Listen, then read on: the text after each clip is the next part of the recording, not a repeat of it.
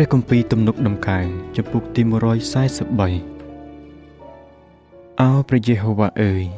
សូមស្ដាប់ពីអធិស្ឋានរបស់ទូលបង្គំសូមផ្ទៀងព្រះការស្ដាប់សេចក្តីទូលអង្វររបស់ទូលបង្គំសូមឆ្លើយតបមកទូលបង្គំផងដោយសេចក្តីស្មោះត្រង់និងសេចក្តីសុចរិតរបស់ទ្រង់សូមកុំឲ្យកើតក្តីនឹងអ្នកបម្រើទ្រង់ឡើយត្បិតនៅព្រះនេត្រទ្រង់គ្មានមនុស្សរស់ណាមួយដែលសុចរិតទេត្បិតខ្មាំងសត្រូវបានបៀតបៀនព្រលឹងនៃទូលបង្គំ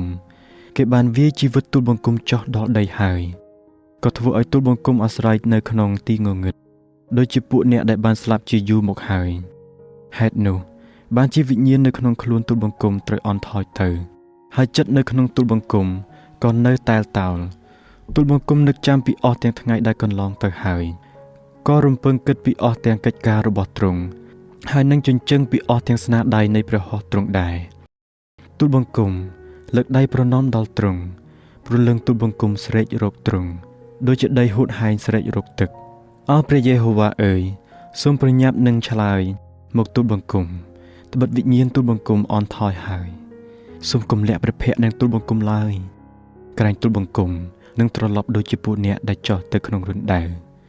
សូមឲ្យទូលបង្គំបានលើសេចក្តីសប្បុរសរបស់ទ្រង់នៅពេលព្រឹកត្បិតទូលបង្គំទុកចិត្តនឹងទ្រង់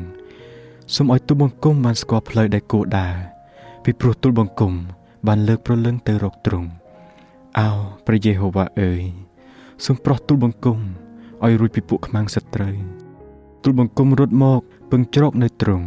សូមបង្ហាត់បង្រៀនឲ្យទូលបង្គំបានប្រព្រឹត្តតាមព្រះハរតីទ្រង់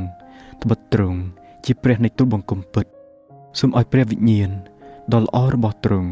នឹងទូលបង្គំចូលទៅក្នុងស្រុកដែលប្រកបដោយសេចក្តីទៀងត្រង់អោព្រះយេហូវ៉ាអើយសូមចម្រើនកម្លាំងដល់ទូលបង្គំដោយយល់ដល់ព្រះនាមទ្រង់សូមនាំព្រលឹងទូលបង្គំចេញពីសេចក្តីវេទនាដោយសារសេចក្តីសុចរិតរបស់ទ្រង់ហើយសូមកាត់ពួកខ្មាំងសត្រូវទូលបង្គំចេញដោយសេចក្តីសប្បុរសរបស់ទ្រង់